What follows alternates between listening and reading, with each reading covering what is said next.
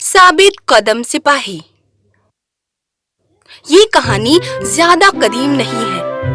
मनु एक नन्हा बच्चा था जो अपने वालिदैन के साथ एक बड़े से घर में रहता था।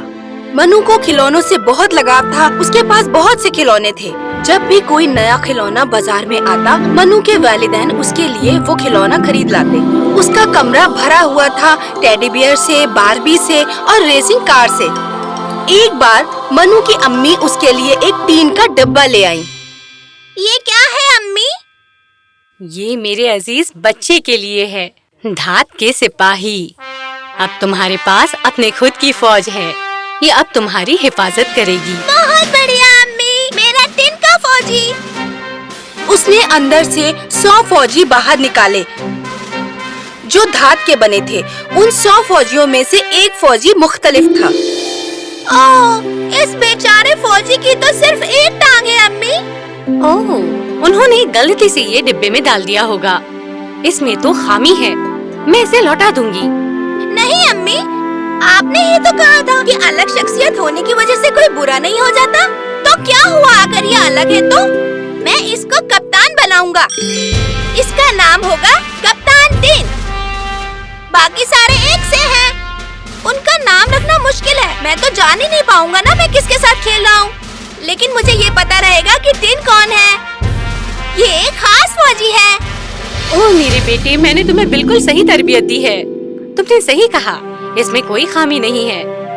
ये सबसे अल्लाहिदा है और सबसे खास भी। मनु को कप्तान टिन पसंद आया। उसने अलमारी में उसे रख दिया। सुनो कप्तान टिन, तुम मेरे खिलौनों पर नजर रखना मेरी गैर हाजिरी पर, समझे? अब हम एक हैं।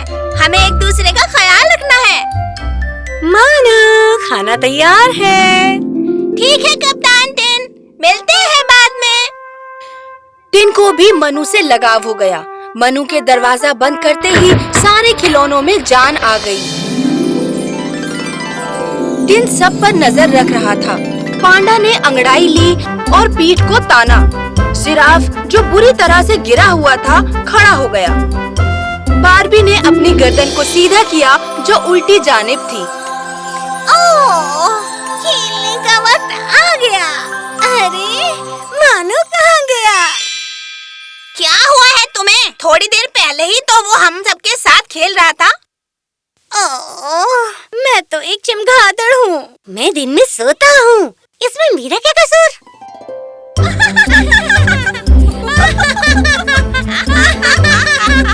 टिन ने उनकी बकवास बातों को अनसुना कर दिया। उसकी निगाहें तो टिकी हुई थी दूर एक चमकती गुड़िया पर।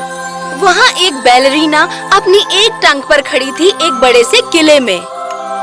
उसके लिबास में मुख्तलिफ तरतीब की चमक थी। उनमें से सबसे चमकदार था दिल, जो उसके लिबास के बीचों बीच लगा हुआ था। वो अपने एक पैर पर नाचती थी। उसका दूसरा पैर हवा में लहराता था।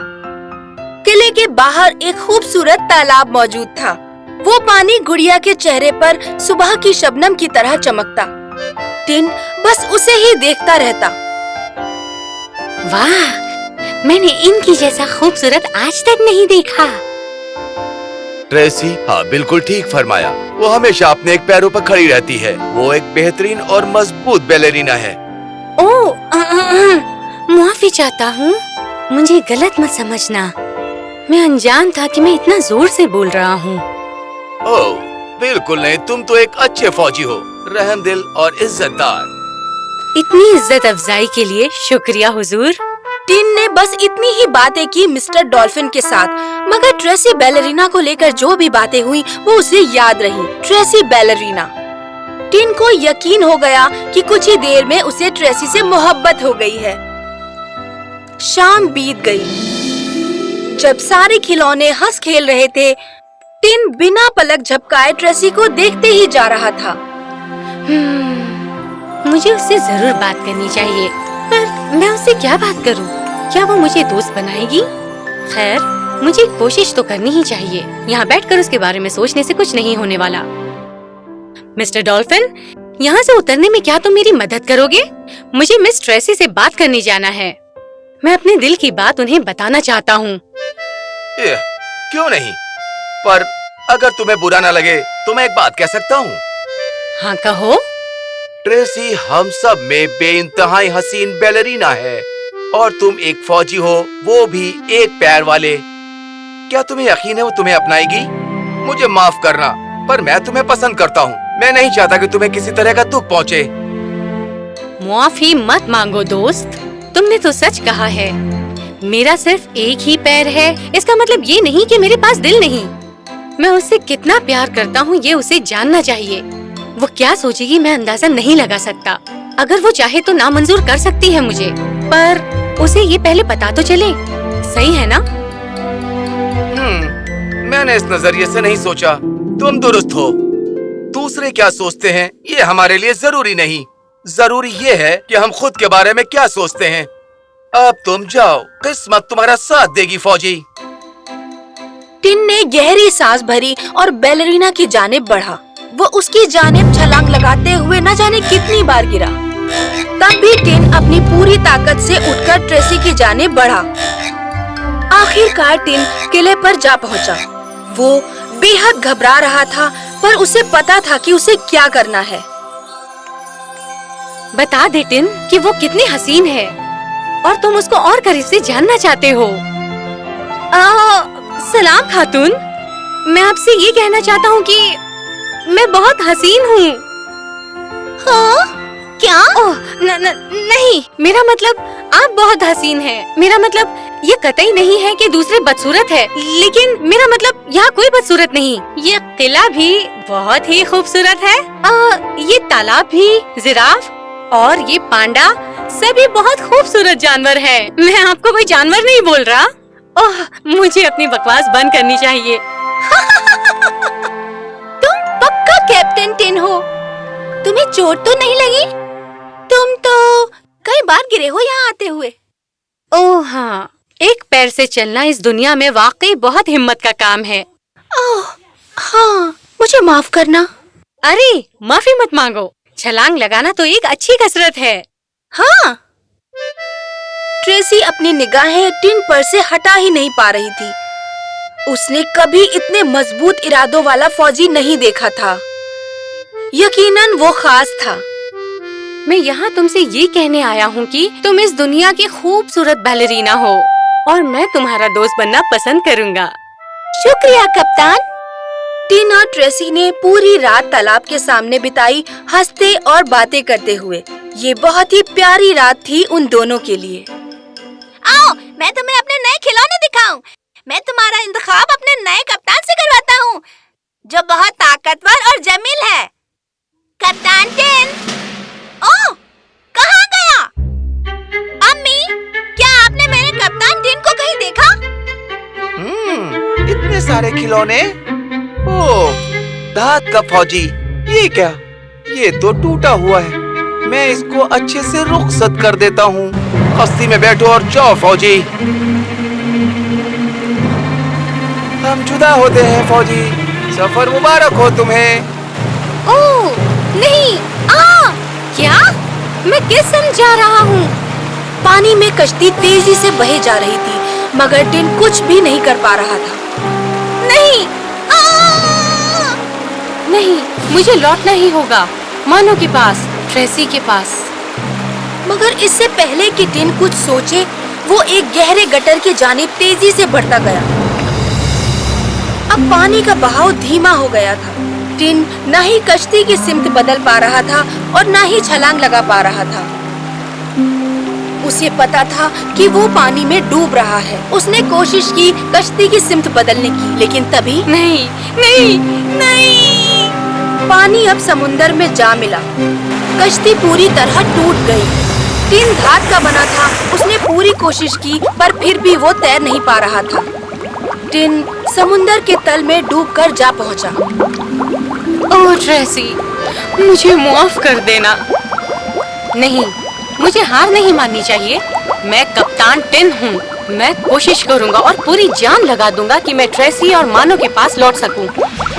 पर इम्तिहान खत्म होने का नाम ही नहीं ले रहा था। अब टिन ने छलांग लगाना शुरू किया। जैसे ही वो सिमत में छलांग लगाने लगा, एक बड़ी सी मछली तैरती हुई आई और उसको निगल गई। ओह नहीं, बेवकूफ मछली, मैं तुम्हारा खाना नहीं हूँ, मुझे बाहर जाने दो। साबित कदम फौजी ने बाहर निकलने की कोशिशें शुरू कर दी, जिससे मछली बेचैन हो उठी। तब तक मछली समंदर की सतह पर आ चुकी थी। तभी पकड़ लिया, मैं आज इस बड़ी मछली की ग़िज़ा बनाऊंगा। बावर्ची ने मछली को बावर्ची खाने पर रखा और उसको एक बड़ी छुरी से काटने लगा। ओह नो, ये क्या है? दांत का फौजी। उसने फौजी को झट से नल के पानी से धो लिया। वो सबको दिखाना चाहता था कि उसको क्या मिला। आखिरकार फौजी ने भी इतना लंबा सफर तय किया था। टिन को बहुत अलग महसूस हो रहा था। उसने बावर्ची का चेहरा देखा ही नहीं था, पर उसने कुछ और ही महसूस किया। ये जगह मुझे जानी पहचानी लग रही है। ये मुझे कहाँ ले आया? सर पे चोट लगने की वजह से शायद मुझे ऐसा लग रहा है। पर टिन सही सोच रहा था। वो वहाँ पहले भी आ चुका था। वो वही घर था। वो फिर से वहीं लौटा, अपने मालिक मनु और अपनी प्यारी ट्रेसी के पास। ये तो मेरा कप्तान टिन है। मैंने कल इसे खो दिया था। ओह शुक्रिया इसे फिर से मुझे देने के लिए। टिन बेहद खुश था मनु को देखकर, पर उसकी आंखें तो अपनी दिल अजीज बैलेरिना को ढूंढ रही थी और वो वहीं दिखाई दी, वहीं जहां वो पहले से खड़ी थी, उसका इंतजार करते हुए। टिन ने उसे देखा तो उसकी निगाहें उसी पर थम गईं। उसने ध्यान ही नहीं दिया कि बावर्ची का पैर फिसल गया और टिन जलती हुई आग में गिर गया। नहीं, कप्तान टिन! पर बहुत देर हो चुकी थी। टिन पिघल रहा था, पर उसको तकलीफ महसूस नहीं हुई। वो तो बस बैलेरिना को देखे और देखे जा रहा था। ट्रेसी की भी निगाहें फौजी पर थमी थी। वो उसके साथ जाना चाहती थी। तभी मनु को एक तरकीब सूझी। उसने खिड़की की तरफ दौड़कर उसे खोल दिया। इस तरफ जाओ हवा और उस आग को बुझा दो। मगर हवा आग को बुझा न सकी, बल्कि हवा ने बैलेरिना को भी उस आग में धकेल दिया। ओह नहीं, ट्रेसी! सारे खिलौने ये नजारा देख रहे थे कि टिन और ट्रेसी दोनों आग में झुलस रहे हैं। उनके चेहरे पर मुस्कान थी। आखिर वो दोनों अब साथ थे। मनु की अम्मी आने तक आग बैलेरिना और टिन दोनों को पूरी तरह जला चुकी थी। वहाँ अब कुछ भी बचा नहीं था। अम्मी, ट्रेसी और टिन नहीं रहे। ओह, मुझे बहुत अफसोस है मेरे बेटे। पर वहाँ क्या है? क्या दिल है उस जगह पर? वहाँ दिल था, पिघला हुआ दिल था जो पिघले हुए धात से बना था। उस दिल के बीचों बीच लाल रंग का छोटा सा दिल था, ठीक उसी तरह का दिल जो बैलेरिना के लिबास के बीचों बीच टंगा था। वहाँ सिर्फ वही बचा था। मनु को अपने खिलौनों से वाकफियत थी। वो जानता था कि वहाँ क्या हुआ और क्यों। उसने हंसकर उस दिल को उठाया और अलमारी में सबसे ऊपरी जगह पर रख दिया। ये दिल टिन और ट्रेसी का था जो अब साथ थे। अब वो दिल बनकर हमेशा मोनू के साथ रहेंगे और मोनू भी उनको कभी खो नहीं पाएगा। अब ट्रेसी और टिन कभी जुदा नहीं होंगे।